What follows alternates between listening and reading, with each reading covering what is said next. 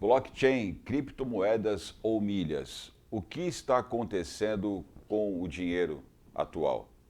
Você já ouviu falar em blockchain? Já investiu em criptomoedas? Já usou milhas para comprar alguma coisa? É sobre isso que nós vamos falar no Protagonismo Regional dessa semana. Se você quer saber mais sobre isso, fica conosco. É só um minuto e eu aguardo você. Até já.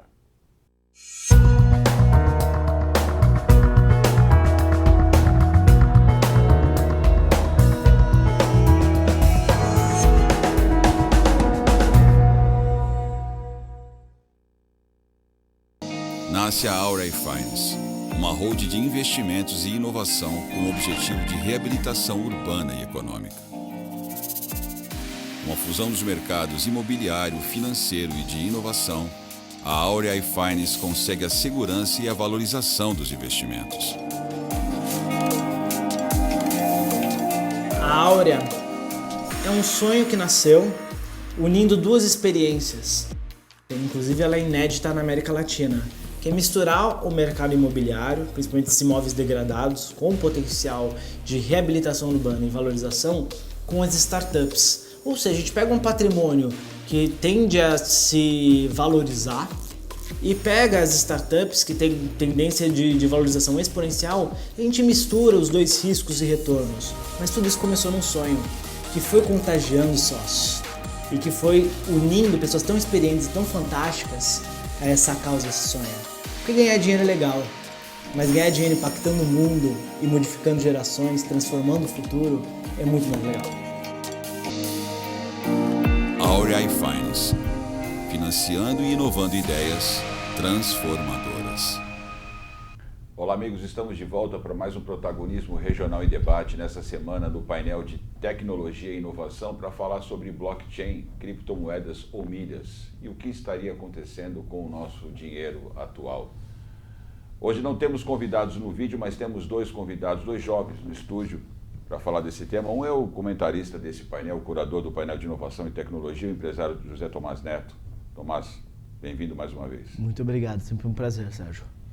Temos um novo convidado, nunca participou conosco, é o Davidson Sestaro, é isso, Davidson? Isso. Ele que é empresário também, consultor na área de tecnologia e informática, já trabalhou em alguns países, está participando conosco pela primeira vez. Seja bem-vindo, Davidson. Muito obrigado por me receber, Sérgio. Vamos lá. Tomás, acho que era bom a gente fazer um briefing primeiro para quem está acompanhando a gente, falar um pouquinho do dinheiro, né? Porque as pessoas elas estão acostumadas a sacar o dinheiro no caixa eletrônico, a geração atual tem até feito isso bem menos, está usando muito mais o plástico, o cartão, aí vem o Pix, mas era bom a gente fazer um pouquinho essa linha histórica, né? Como o dinheiro surgiu, por que virou a moeda, a gente chama de papel moeda até hoje, da moeda que era o metal cunhado, a prata e o ouro virou esse papel que a gente conhece hoje. A regulação disso, o que é o papel de banco central, porque senão fica meio confuso falar de criptomoeda, falar de milha, se a gente não contextualizou o que significa o chamado papel moeda como referência e símbolo de um valor. Eu vou tentar ser extremamente conciso, até porque a explicação ela é bem técnica e ampla, e para poder fazer esse bate-bola... Você consegue ser conciso. Opa, vamos lá. Antes do papel moeda, da troca por metais e assim por diante, existia a teoria do escambo, onde era a teoria de troca pura, onde você trocava, sei lá, uma galinha por um boi, um exemplo.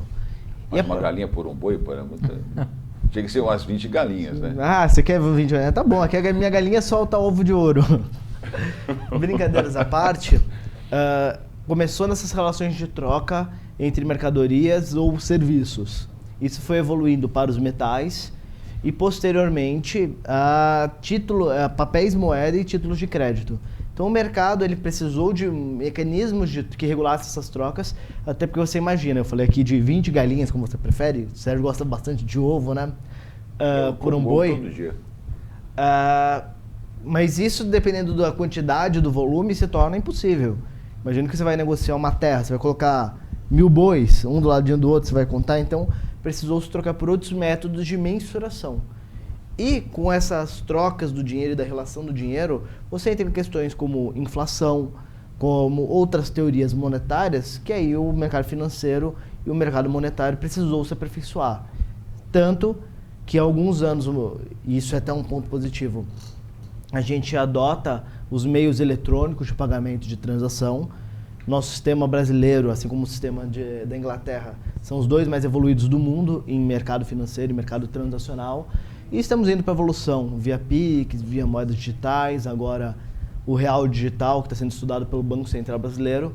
Mas também falando de Banco Central, ele é uma entidade para fazer o controle monetário. Você tem um Conselho Monetário Nacional e o Banco Central acaba sendo um regulador de emissão de moedas, dos índices como IPCA e assim por diante, para regular a relação de inflação, relação da taxa básica de juros, para que o dinheiro de fato tenha uma sensação real de valor.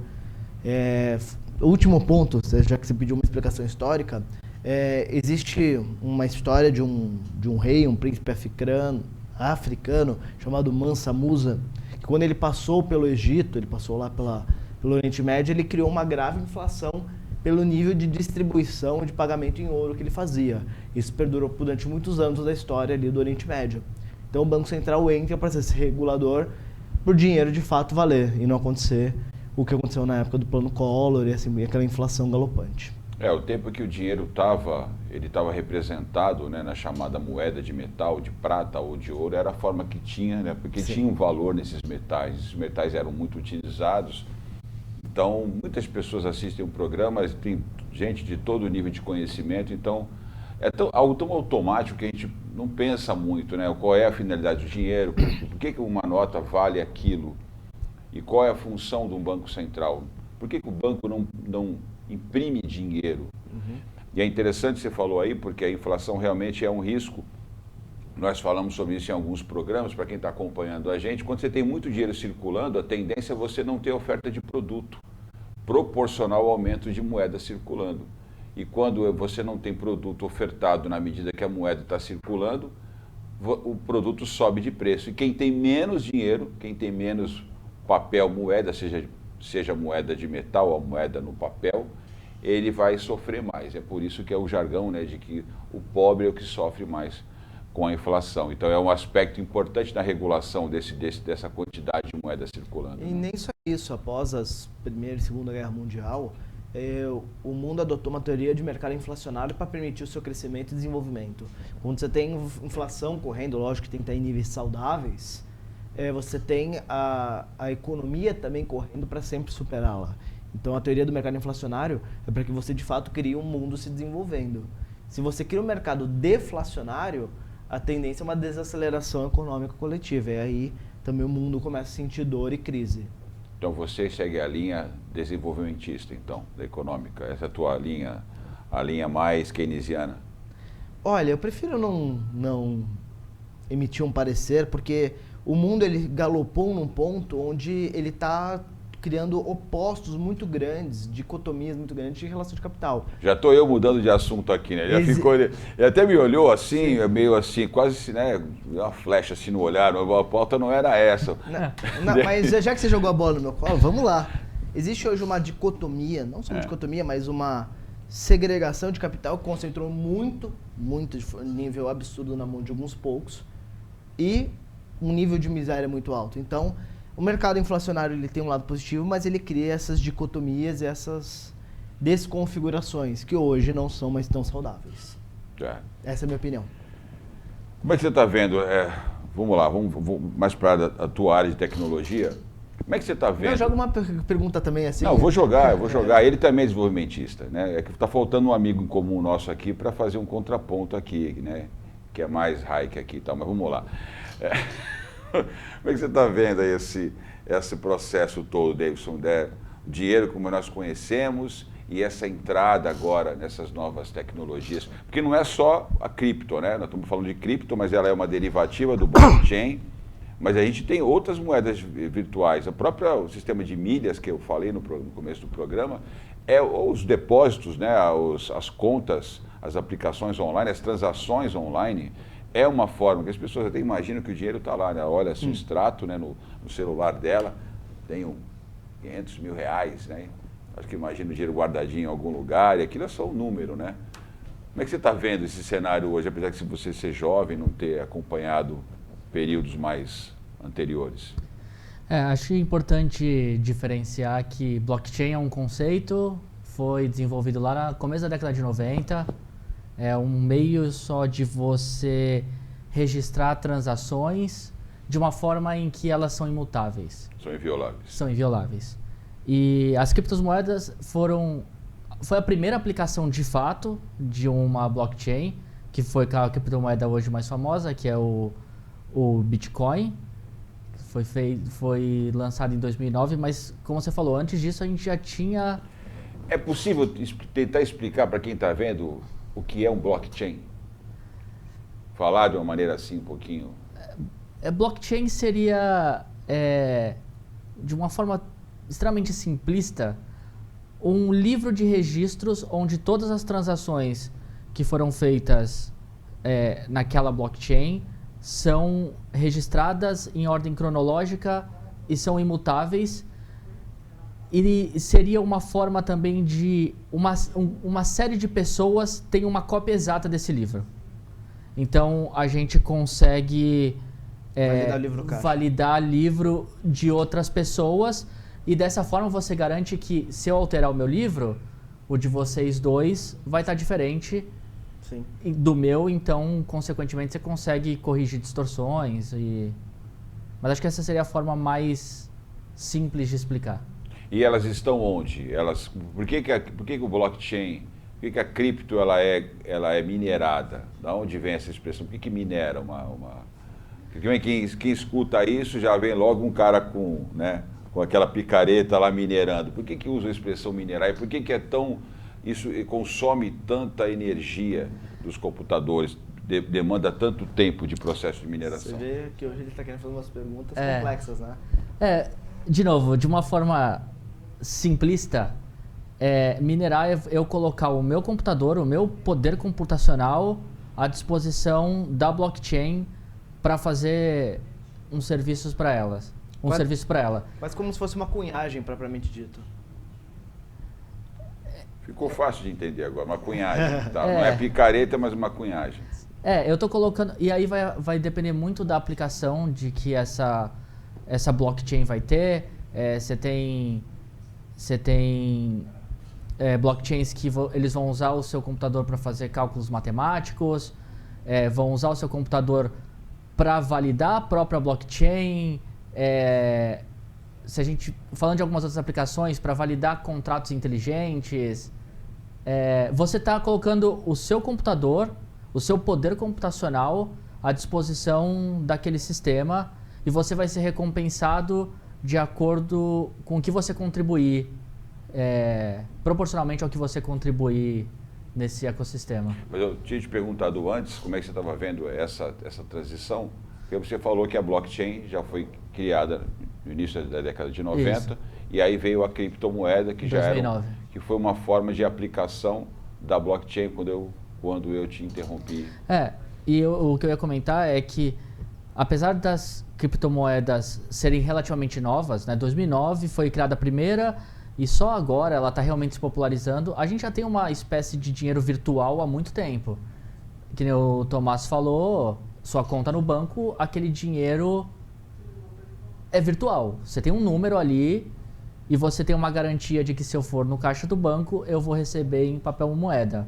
Mas na sua essência é um dinheiro virtual, assim como... Que alguém está validando, alguém está afiançando aquilo ali, né? No caso do seu banco, né? Que por trás dele o Banco Central. Só explicar assim, a grande diferença, eu acho que das criptomoedas para esse dinheiro virtual que tem nos bancos é que nas criptomoedas eu posso pegar a minha criptomoeda, eu posso pegar o meu Bitcoin, botar num pendrive, ir para outro país e essa Bitcoin ainda é minha, independente de qualquer instituição financeira. Aí eu tiro esse monopólio do Banco Central. Você entra no porquê essas criptomoedas foram criadas. Elas foram criadas para serem descentralizadas. Então, você não... No caso da Bitcoin, de novo, que acho que é a mais famosa, né? Você não tem uma instituição controlando ela. Ela é completamente centralizada, ela funciona... Por enquanto. A Bitcoin, no caso, você não vai ter como fazer, porque o algoritmo dela, do jeito que ela foi construída para ter essa descentralização de poder. Você já tem criptomoedas, no caso do real em cripto, você tem a China fazendo do Yen, Você tem a Tether, que tem uma paridade com o dólar. E o que aí USDT. você tem instituições que controlam, Sim. elas são criptomoedas, elas têm uma blockchain por trás delas, mas elas quebram esse paradigma de serem descentralizadas, né? Elas são centralizadas e você tem uma instituição que controla elas.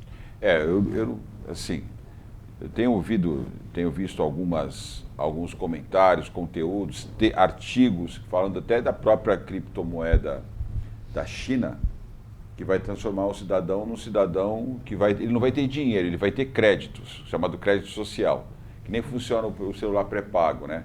Então, dependendo de como é que o cara se comporta, ele sobe ou baixa o crédito, mas o cara fica zerado lá no crédito do cara. Isso já existe hoje na China e é controlado via WeChat. O que o Davidson estava falando é do conceito de stablecoin. Um amigo nosso que deve gostar disso daí, hein? Vai vibrar vendo, né? Mas esse conceito de crédito social, como o Tomás falou, já existe e hoje já é aplicado na China, por exemplo. Sim.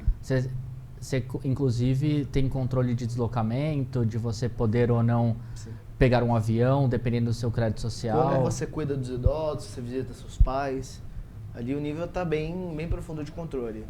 O que o Davidson estava falando muito bem é do conceito de stablecoin, que é você ter uma moeda fiat emitida, ou supostamente emitida, para uma moeda digital. Que é o caso da Tether, da USDT, que é o dólar digital, que é o caso do que vai acontecer com o real digital. Tem algumas moedas que se baseiam nisso para criar relação de paridade.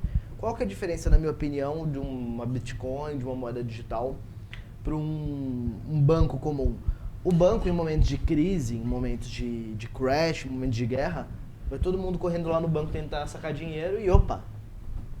Se todo mundo for ao mesmo tempo correr para os bancos tentar sacar, você pode ter certeza que não vai ter essa quantidade de dinheiro emitida em proporcionalidade. Não tem. O dinheiro está grande parte emitido e lastreado nas dívidas públicas. Então você não tem uma relação 1 para 1 do dinheiro emitido em papel moeda. Na relação de uma criptomoeda, ele é um dinheiro P2P, ele é um dinheiro entre partes. Ou seja, eu posso pegar esse meu ativo, essa minha, entre aspas, reserva de valor e vender para você e receber em dinheiro. Desde que dentro do livro caixa, que é o blockchain, esteja oscilando no valor, a gente compactuou, eu posso vender mais barato, posso vender mais caro. Mas vou trazer um outro paralelo. Se eu te der R$10, você vai querer me pagar 11 na minha nota de 10? Não. Só se fosse um empréstimo, seria juros.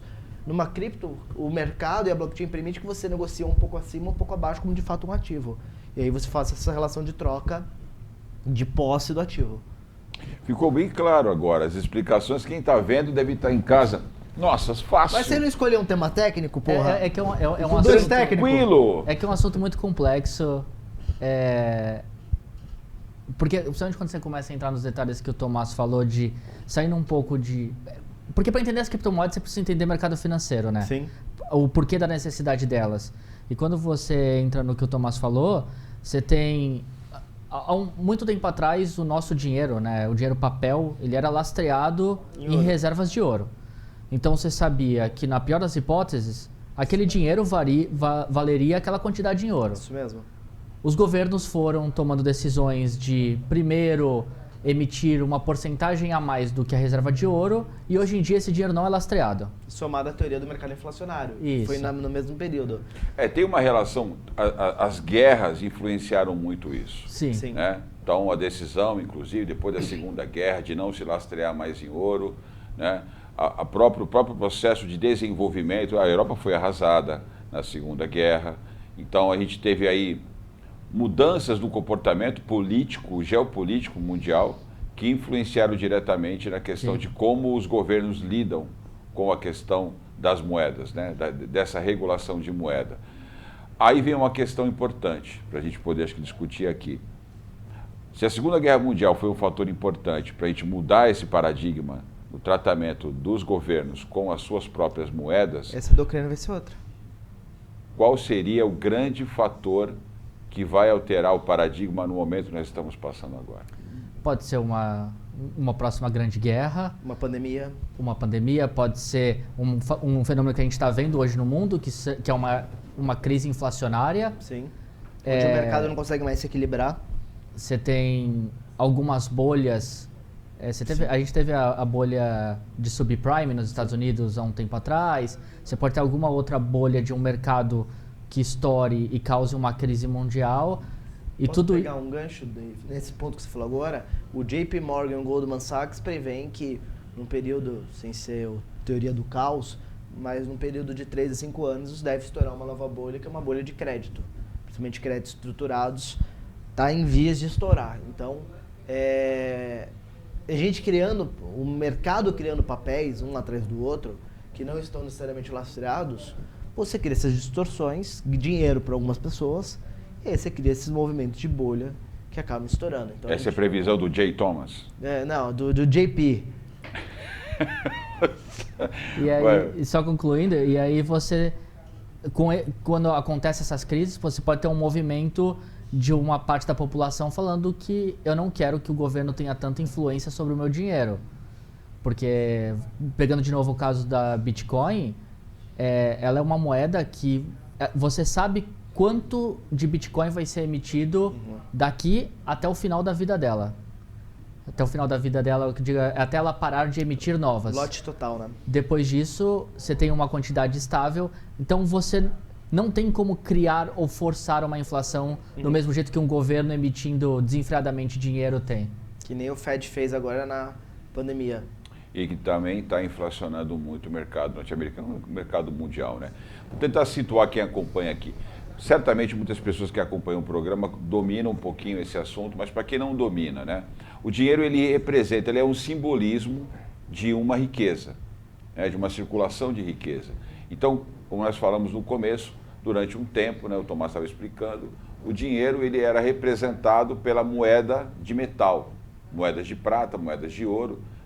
A partir de um determinado momento, né, que as moedas pararam de ser produzidas para representar essa riqueza, elas foram transferidas para o dinheiro em papel.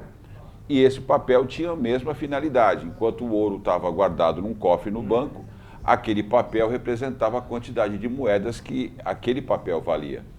Depois da Segunda Guerra, esse lastro de ouro, né, essa reserva de ouro para representar o dinheiro, regulado por alguns países, deixou de existir para que os países da Europa pudessem ser reconstruídos. Então, uma nova dinâmica econômica aconteceu no mundo.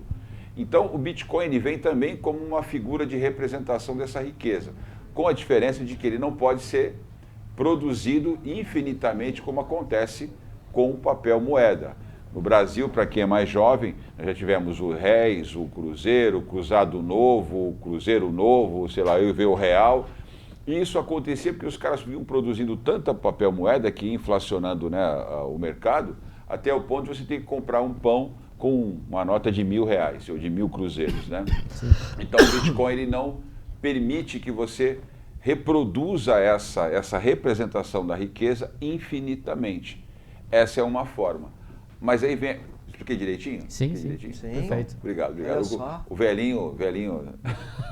Improvisa bem, né? Velhinho professor. Vamos fazer um raciocínio aqui futurológico. Se o Bitcoin ele tem esse potencial, então nós teríamos outras criptomoedas para cumprir esse papel. Não vai cair na mesma? Vamos dividir isso em algumas etapas. O Bitcoin ele sofre um pouco porque ele não é considerado, não é utilizado, não é considerado. Ele foi criado mas ele não é utilizado como uma moeda transacional. Ele é uma moeda que hoje acontece muita especulação financeira ao redor dele, é um mecanismo de riqueza. Virou uma moeda. Exatamente, virou um mecanismo de trade e de ganho monetário, não necessariamente transacional. É como se fosse uma barra de ouro eletrônica. Só que altamente especulativa, uma volatilidade monstruosa, mas se fosse dar um exemplo, sim.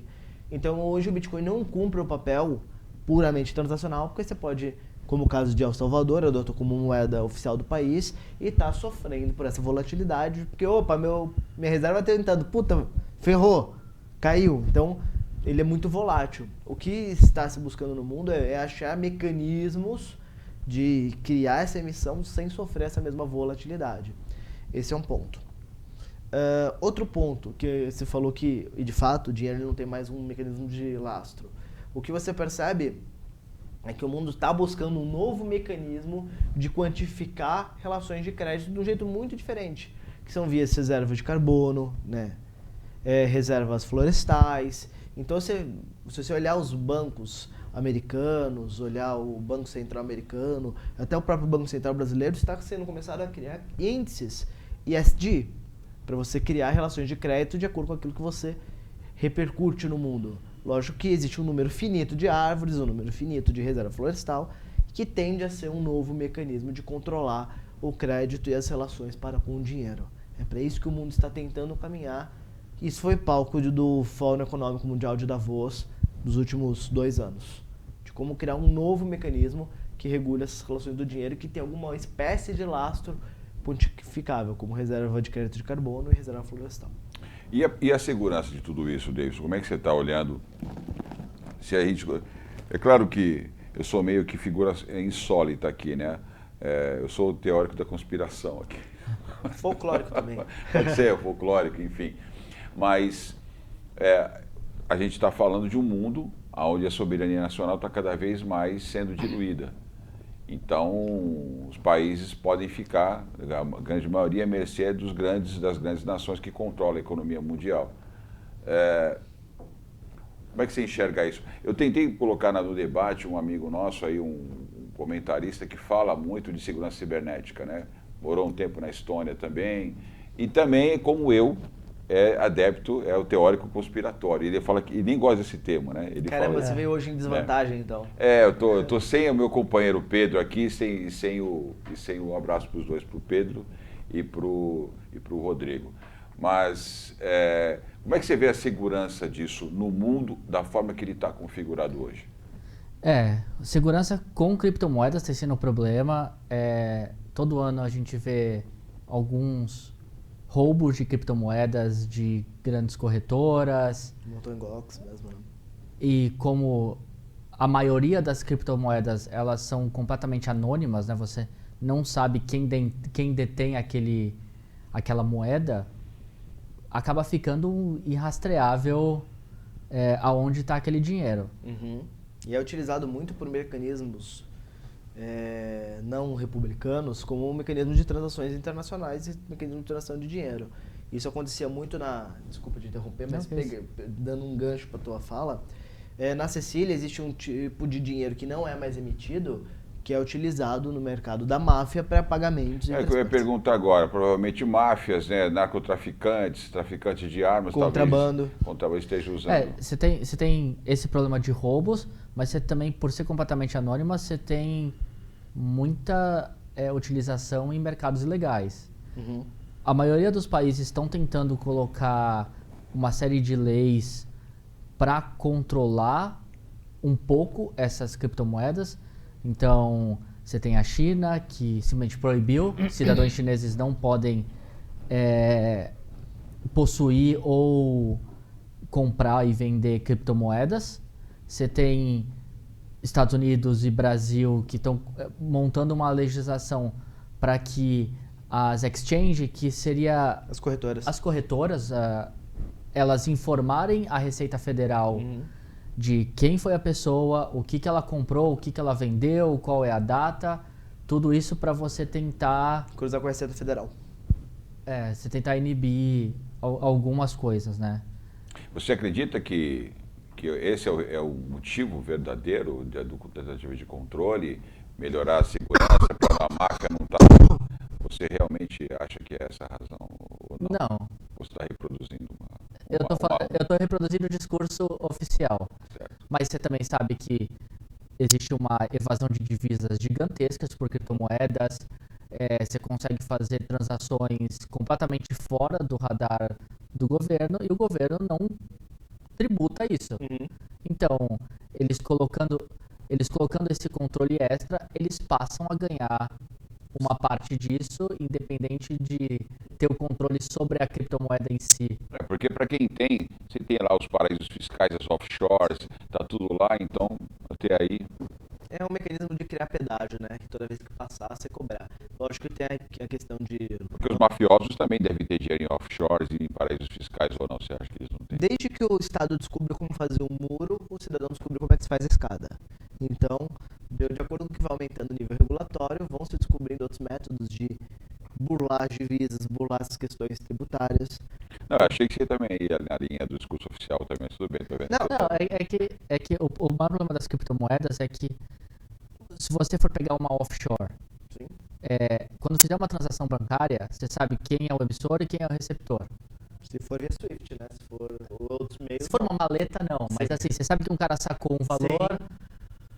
No mundo de criptomoedas, É anônimo. é completamente anônimo. Então você sabe que saiu um valor aqui e chegou um valor aqui. Você não sabe quem. Para você que está acompanhando, é aquele negocinho quando você cai na malha fina, entendeu? Você está gastando no cartão de crédito, está tranquilão, não declarou aquele dinheiro que você recebeu lá numa ação trabalhista, mas aí você pega e vê que chega uma notificação da Receita Federal que você caiu na malha fina e vai se lascar e vai pagar um imposto, uma multa, vai ser processado, né? Mas só acontece isso com nós, simples, normais. Não com vocês, né, que são ricos, né, patrocinadores aqui do Prefiro programa. não comentar. Brincadeiras à parte. O dinheiro ele tem mecanismos circulantes. É. Então, seja via a troca de posição. Isso é um exemplo que quando você pega uma pessoa, uma persona que tem um dinheiro aqui, você precisa receber fora e vice-versa, você troca a posição monetária. Esse é um mecanismo que o mercado financeiro não consegue efetivamente regular. Você tem as transações em papel moeda. Então, tem mecanismos no qual você não consegue tributar. Só que todos não republicanos. Quando esse dinheiro entra numa conta bancária e você passa a movimentar, você passa a estar sob os olhos da Receita Federal e do próprio banco, que acabam te reportando se a transação sair do padrão. E aí é que você cai na malha fina. E as milhas?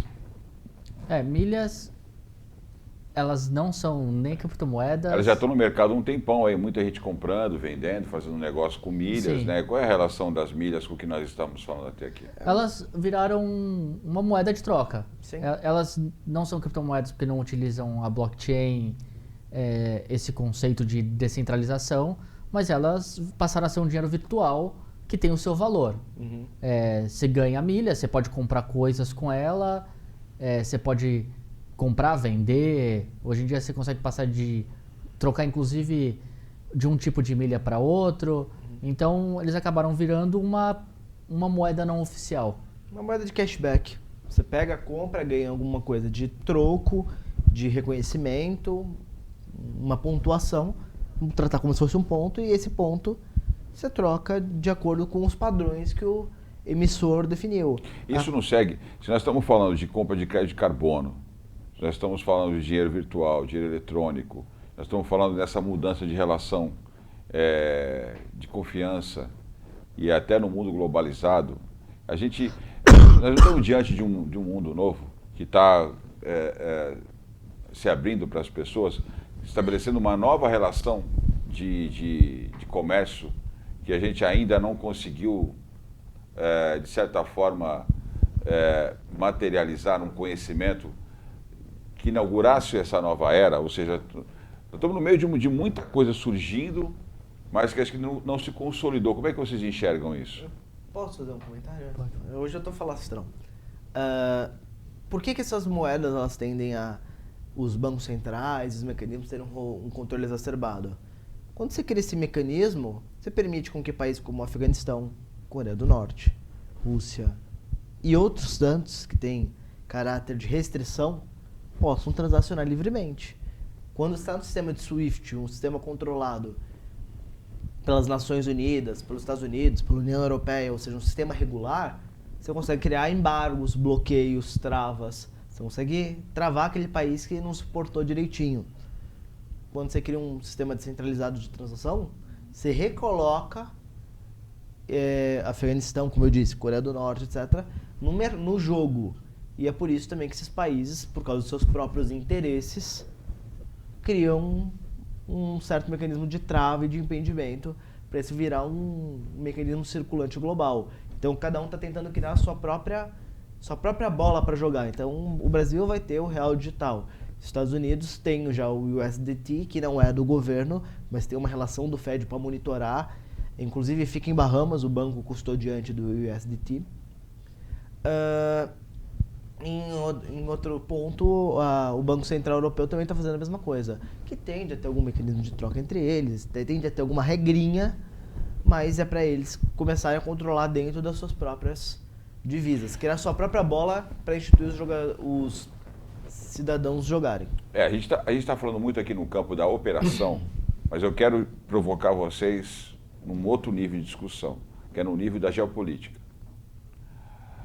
O dinheiro só tem sentido se for para gastar com alguma coisa. Sim. O dinheiro, a função do dinheiro, de certa forma, é a transação econômica para o consumo. Essa é a finalidade. Se você não tem produção, se você não tem circulação de mercadorias, se você não tem comércio, o dinheiro perde o sentido. Como é que vai ficar isso daqui para frente? Nós estamos falando de pós-pandemia, agora no meio dessa guerra na Ucrânia, problemas de circulação e de produção. Então, o mundo dependendo da produção de insumos tecnológicos na China, uma rediscussão das estruturas de indústria, na instalação industrial de alguns países, como os Estados Unidos, por exemplo. Como isso vai ficar daqui para frente, na tua opinião? No meu ponto de vista, eu acho que a grande maioria dos governos vão colocar uma série de medidas regulatórias para tentar coibir qualquer moeda descentralizada, qualquer coisa em que eles percam completamente o controle. Porque é isso, assim, se eu passo a ter uma moeda de valor em que eu não tenho controle, eu perco eu paro de saber o que os meus cidadãos estão fazendo, né? Eu perco o controle da Gestão mesmo, né? De balança comercial, de tudo. Da inflação, eu paro de ter um controle sobre crédito, sobre minha dívida externa. Eu perco controle sobre tudo isso porque eu perdi o controle da minha moeda. Sim. Então eu acho que os países, para se manterem soberanos, né, se manterem no controle total do seu território e das pessoas que estão ali, eles vão colocar uma série de medidas cada vez mais restritivas para tentar coibir qualquer tipo de moeda descentralizada. Eu concordo plenamente com o que o Davidson falou, e eu também tenho outro ponto. Toda vez que você gera uma ineficiência no sistema financeiro, seja nas relações de troca, etc., o dinheiro tende sempre a buscar, porque o dinheiro ele nunca dorme, ele está 24 horas rodando, mecanismos de buscar o lucro. E é aí que tendem a surgir as bolhas. Você vai buscar isso em mercados de alta volatilidade, em mercados de alta especulação, em mercados de retornos surreais, e aí as bolhas começam a aparecer. Então, a minha opinião econômica é que, sim, os bancos centrais tendem a criar seus próprios ativos digitais para tentar ser um pouco mais cool e, ao mesmo tempo, tentar instituir uma própria moeda para combater as outras tantas que existem mais de 2.000 moedas. Mas, ao mesmo tempo, o mundo tem que se atentar que o jeito que ele precisa crescer para continuar a engrenagem girando não está sendo mais tão eficiente. A roda ela vai girando, uma hora ela desgasta e os dentes da engrenagem começam a desaparecer.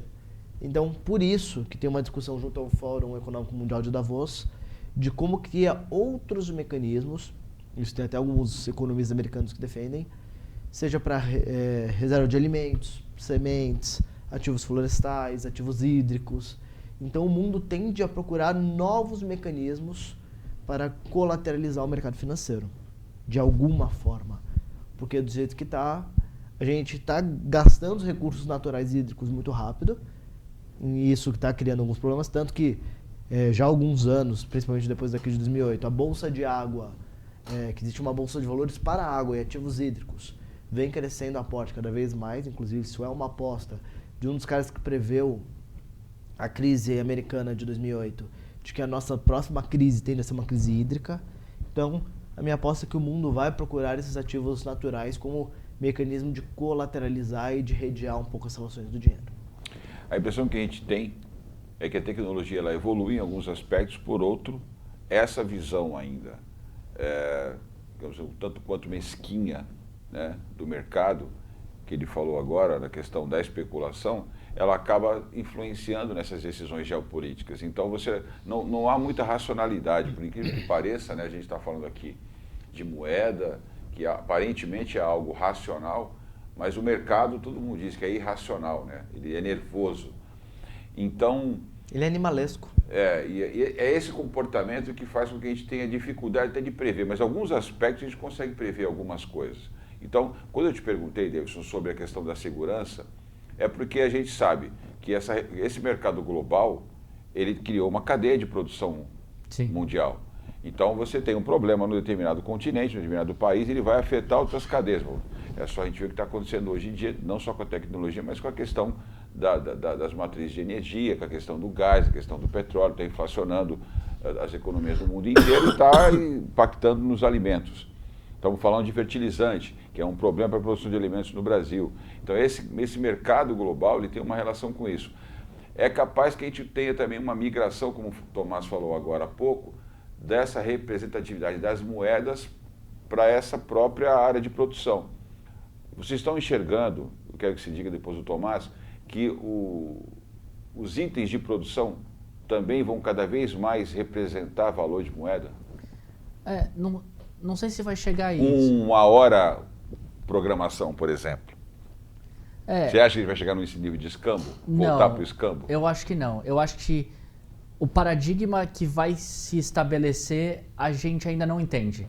Então você tem várias iniciativas, você tem criptomoedas, você tem milhas, você tem o dinheiro tradicional, você tem várias iniciativas aparecendo, testando limites. Então você tem o dinheiro tradicional extremamente controlado, você tem criptomoedas que é completamente descentralizado. Eu acho que a economia vai achar um meio termo, pode ser moedas lastreadas em bens naturais, em produção. Eu acho que a gente vai acabar chegando ali num meio termo em que nós vamos ter um dinheiro um pouco mais livre um pouco mais descentralizado do que temos hoje, mas também não completamente centralizado. Eu acho que o paradigma que vai se estabelecer a gente ainda não... Eu peguei uma época, antes de você chegou. comentar, Tomás, vocês não são dessa época, né? Não parece, eu pareço ser mais jovem que eles, mas eles não são. Peguei uma época que tentaram controlar, tentaram tabelar preço, a época do Sarney, e que as pessoas estavam, os estabelecimentos comerciais estavam escondendo frango para vender para o cliente queridinho. Oferta e demanda e criação de estoque. Então eu congelo o preço, controlo a moeda artificialmente, mas eu não consigo controlar a produção, a demanda e a oferta, né? Então aí eu crio uma situação artificial de economia. Então o frango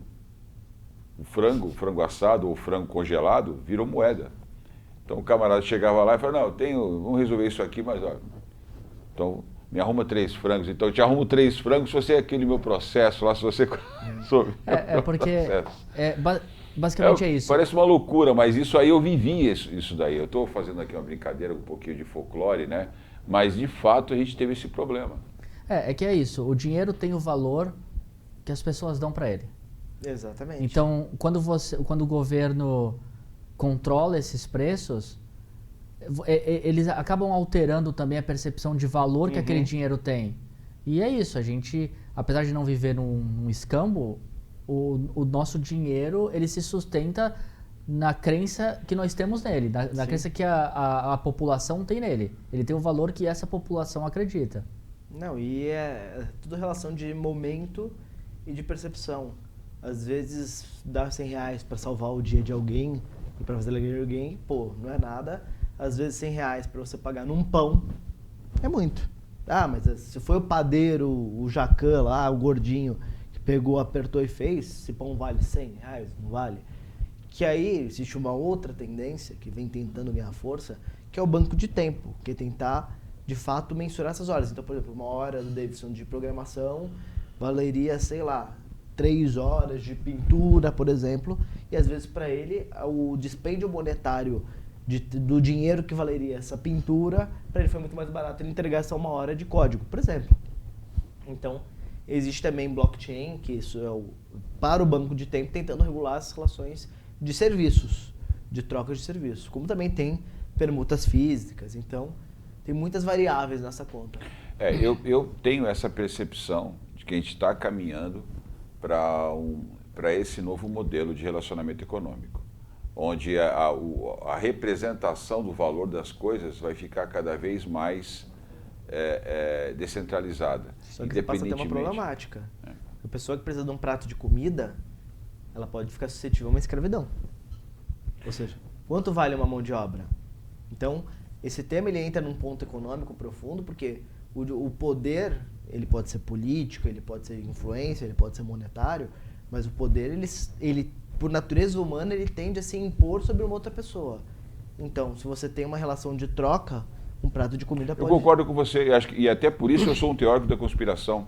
É por isso que eu defendo tanto as soberanias nacionais e o novo Pacto Federativo das Nações. O programa que nós fizemos, que vai ao ar na próxima semana, né, eu gravei antes desse programa aqui, nós falamos disso, falamos de qualidade de serviço público e falamos da repactuação da soberania dos países e dentro dos países nos novos modelos federativos, porque é o que pode, de alguma forma, tentar proteger as pessoas desse tipo de escravidão que você falou agora. Né? O último Fórum Econômico que você citou agora há pouco, eu não lembro agora o nome. Davos. Não, Davos, mas um dos membros que tem um artigo publicado, acho que na Gazeta do Povo, ele fala, né? Ele repete a frase, né? Você não terá mais nada, mas será feliz. Né? Prevê o fim das soberanias nacionais e o fim da classe média. Então, é extremamente sério, porque se não vai ter mais classe média, vai ter o quê? Vai ter ricos e pobres. Não, Na verdade, a classe média que seria o equilíbrio de uma sociedade mais justa. É que você tem um outro ponto também que entra nessa equação, foge um pouco do tema, mas é o avanço da tecnologia, então... Da economia criativa, como a criatividade tem ganhado valor. E até onde a tecnologia vai conseguir substituir a nossa mão de obra. Sim, obsolescência. Então, o futuro é um tema muito complexo. Não, e tem outro ponto, que é falar de economia. Mas vocês estão aqui para isso, para explicar para o tio aqui o que é complexo. Não, e falando de economia, hoje o nível da cesta básica atinge o nível do salário mínimo. E isso é grave ao ponto de você entender que a relação de pagamento, você está literalmente, as pessoas trabalham para comer. Está chegando nesse nível de troca. Isso é uma escravidão moderna. Se você parar para pensar, se a pessoa trabalha quase que exclusivamente para comer, pagar luz e morar, é uma escravidão moderna. A relação de troca disso, de você ter uma pessoa na fazenda, ela trabalhando e você dando a moradia e a comida é a mesma. Então, essas relações monetárias, que você falou o que eu acho do mercado inflacionário, eu acho que você está criando algumas distorções muito graves. Lógico que não dá para falar, não, o salário mínimo tem que ser R$5.000, porque o mercado financeiro, o mercado produtivo também não comporta pagar esse pagamento, essa questão. Mas tem que se pensar em algum método de equilibrar essas relações de consumo. Porque você vê hoje que pessoas que comiam manteiga, aviação, estão comendo margarina. E tem gente que nem isso. E cada vez no nível de degradação maior. Então, esse ponto da classe média é verdade. Você tá tendo... Manteiga, aviação, depois vou mandar para vocês a conta aqui, na propaganda que o Tomás fez aqui. Tá? Eu sou só comentarista. A gente combinou aqui. A gente combinou a propaganda. 10%, tá? Vamos lá. Mas brincadeiras à parte... o mercado da teoria inflacionária e desse método que o mundo achou de crescer, ele está criando esse problema de você fazer com que a classe média crie problemáticos para ela, que quem está em vulnerabilidade social também esteja num nível de problemático muito alto, que o salário mínimo virou praticamente um prato de comida. Então, a minha aposta é que cada vez mais vai ser necessário achar outros mecanismos de controle para que o mercado financeiro, o capitalismo, toda essa teoria não quebre. Porque está chegando bem no extremo, bem na ponta do processo. O que você acha? Você acha que é mais controle? Ou você acha que é menos controle? Eu acho que é menos controle. Eu acho que um dos grandes problemas que a gente tem aqui no Brasil, né? Falando um pouco de Brasil, você tem o nosso governo com gastos muito altos, o que faz com que ele precise se endividar, o que vai gerar problemas de inflação, e isso tudo quem sofre é a população sempre... Sim, mais vulnerável. Gente, eu apesar de ser um crítico do excesso de controle, eu acho que nós precisamos de mais proteção, né? Mais proteção de quem está mais vulnerável diante dessa transição de modelo. Eu acho que a humanidade historicamente sempre passou por isso. Aí estamos já praticamente no final do programa. Mas- Aí a produção não me deu nenhum toque aí com o tempo que a gente tem, mas acho que nós estamos no final. Não, eu ia Mas fazer pode um pequeno concluir. comentário, que eu acho que o tema é bem interessante, porque como é que você faz quando o sistema ele deu um bug coletivo e você precisa intervir? Primeiro, você tem que mexer na questão tributária, de um jeito que você consiga reverter de alguma forma os tributos para amparar esses que não estão conseguindo comer. Porque eu costumo defender que, principalmente sendo empresário, um empresário que gera riqueza, que gera emprego, etc. Mas ele só gera riqueza e emprego se ele tiver a mão de obra e se ele tiver quem consuma. O mercado ele é circular. Se ele não circular, ele parou de girar, o coração parou de bombear, ele morreu. Então, precisa ser feita uma revisão tributária profunda para estimular o empreendedorismo, estimular o desenvolvimento, estimular o empresariado a gerar renda, qualificar essa mão de obra de alguma forma e o Estado reverter de forma produtiva para esse que está vulnerável. Existe uma teoria de que em algum momento do mundo, isso não é uma teoria que eu defendo ou não, só estou aqui citando-a, vão existir as pessoas que recebem que estão inutilizadas. Eu vou insistir numa linha de raciocínio aqui, porque quando você fala assim, não, uma forma de regular o tributo, porque o Estado, é que eu não Não consigo... é regular o tributo, é ajustar o tributo. É ajustar, mas eu não consigo ver essa cara, o Estado, essa cara, para mim é aquela silhueta sem cara, né? Tem aquela interrogação assim, o Estado não tem cara. E até por esse Estado não ter cara, é que eu aposto muito nas relações bilaterais de negociação. Que aí você entra na teoria de poder. Porque o poder sempre se sobrepõe ao outro. Sim. Não é à toa que a Rússia invadiu a Ucrânia e não o contrário. Mas veja, dependendo de como é que você estabelece essas relações, é que hoje nós vivemos ainda num mundo de muita concentração de poder. Sim. Né? Então, aí a gente está falando de um cenário atual, mas vamos imaginar, estamos aqui exercitando a relação de futuro, de cenário futuro. E quanto mais você aplaca a soberania das nações, mais você tende a ter concentração de poder, né, na geopolítica mundial. Então, e é isso que alguns países tentam se proteger. Porque, na verdade, a Rússia, ninguém defende a guerra, mas eles têm os interesses deles, eles estão vulneráveis, eles estão sem rota de navegação, então eles estão tentando Mas se vamos proteger. fazer um combinado? Os empresários russos estão chateados? Hoje o governo russo tem a sua elite de poder, que são os bilionários russos. Ou seja, tem um pedaço que tem interesse quando acontece guerra e quando não acontece. Sim, isso é fato, né? Então, estamos aqui já saindo daqui. Não, mas você está falando uma soberania forte. Na Rússia deu extremamente errado. Na China, você tem essa problemática do controle excessivo. Então, a soberania também, você tem os grupos que gerenciam essa soberania. Dependendo do jeito que isso cai na mão errada, o Maduro defende a soberania da Venezuela. Olha a problemática que ele cria lá. Então, eu acho que é muito mais o cidadão... Será que eu vou entrar no folclore também?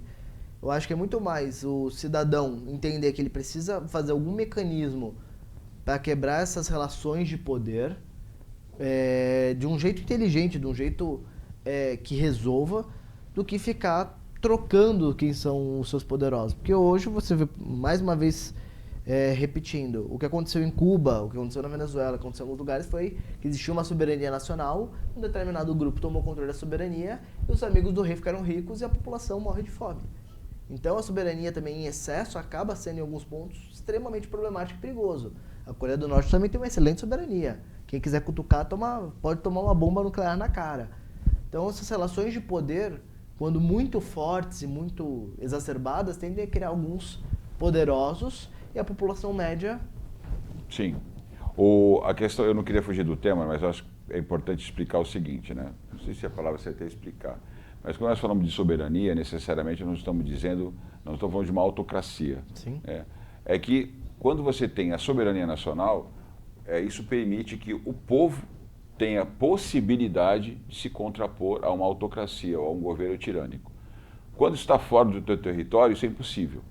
Acho que a gente consegue concordar com isso. Então, eu não tenho como interferir numa decisão do presidente dos Estados Unidos, do presidente do Canadá, da França, etc. e tal. No meu país eu tenho alguma possibilidade. Se eu tenho soberania, eu consigo me relacionar com o meu governo, votar, lutar, ir para a rua, fazer passeata, fazer greve. Nenhuma ação do povo da Venezuela interfere no Brasil, interfere nos Estados Unidos. Então você tem... Não diretamente. Não, é impossível. Você não consegue. Ninguém vai sair da Venezuela para ir nos Estados Unidos fazer uma paralisação. Relações indiretas não. Mas olha como a Rússia está interferindo na nossa agricultura quando não tem NPK, não tem fertilizante. Então é que eu vou acabar tomando o teu lugar de comentarista aqui. Eu sou só apresentador, mas enfim, porque a gente fala sobre soberania, né, e autocracias. Estamos indo para o final, Davidson. É esse exercício que a gente vinha tentando fazer aqui sobre como a gente vai se comportar daqui para o futuro. Nós falamos de criptomoeda, de blockchain, falamos de milhas, como é que isso está se configurando nesse novo cenário de economia. Indo para o final agora, eu queria a tua avaliação do nível de conhecimento da população sobre isso. O que você acha que pode ser feito de maneira prática para a gente tentar fazer com que cada cidadão possa compreender esse processo, interagir mais com essas mudanças, né? Vamos falar futuras gerações, os jovens, as crianças. O que você está enxergando em termos de futuro, partindo desse pressuposto de um protagonismo cidadão nessa nova construção, nessa nova realidade? Eu acho que o jeito que a gente pode fazer com que as pessoas tenham mais contato com essas tecnologias é a partir da educação.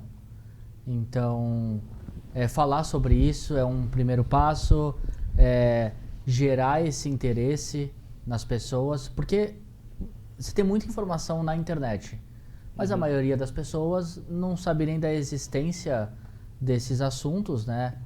E acaba nunca chegando a essas fontes de informação. Seguras, né? Seguras. Queria falar também que, apesar da gente ter focado em moedas e criptomoedas, esse universo é muito mais amplo. Eu acho que vale a pena quem se interessar dar uma pesquisada. Se tem aplicações de você criar contratos inteligentes, de você fazer pesquisa científica usando blockchain. Tem muitas aplicações e é um assunto bem interessante, mas acho que é isso. Mas não deixa de ser uma moeda, né, Davidson? Quando a gente fala de um contrato em blockchain, de alguma forma, é um mecanismo de compra, né? Um mecanismo de negociação, ou não? É que é um pouco diferente. Você pode usar moedas para ter um retorno desse contrato, né, um pagamento desse contrato, mas você pode ter troca de serviços. Escambo puro. O contrato ele fica armazenado na blockchain, ele tem uma resolução automática descentralizada. Acho que o que eu posso resumir desses assuntos é que são tecnologias que tentam dar um poder maior pro cidadão e diminuir um pouco o controle estatal. E eu queria pegar o gancho do Davidson. Que eu Pega acho o gancho e já encerra. Não, eu acho que isso é perfeito porque dentro dos mecanismos de controle, poder, etc., um deles é o poder bélico e armamentista e assim por diante. Tanto que alguns grupos tomam poder. Não vou me aprofundar nisso, prometo. Na próxima você aprofunda. Eu acho que o mecanismo de ter uma blockchain como mecanismo de criar transparência imutável para que as pessoas tenham acesso e criar mecanismos reguladores dessas regras do jogo, ou seja, funcionar muito mais como um regulador efetivo, é uma possibilidade de um caminho mais saudável. É isso. É isso? Você achou que eu ia fazer um... Não, eu pensei que se você ia completar, então vamos lá. Você quer que eu complete? Acho que o nosso tempo já estourou. Bom, eu tô vendo que você entendeu tudo, entendeu o que é blockchain, o que é criptomoeda, o que é Bitcoin, o que é milhas, enfim. Mas a gente pelo menos tentou, né? Eu quero me despedir então agora, mais uma vez. Vou começar pelo Davidson Sestaro, o Davidson que é consultor nessa área de tecnologia. Ele é empresário também, é um dos sócios da Finance, é agora nosso colunista nessa área também, já atuou em vários países, tem uma experiência muito grande na área de tecnologia e foi o nosso convidado hoje para falar de blockchain, de criptomoeda e de milhas. Davidson, muito obrigado por ter Obrigado a você, conosco. França, por me receber aqui hoje.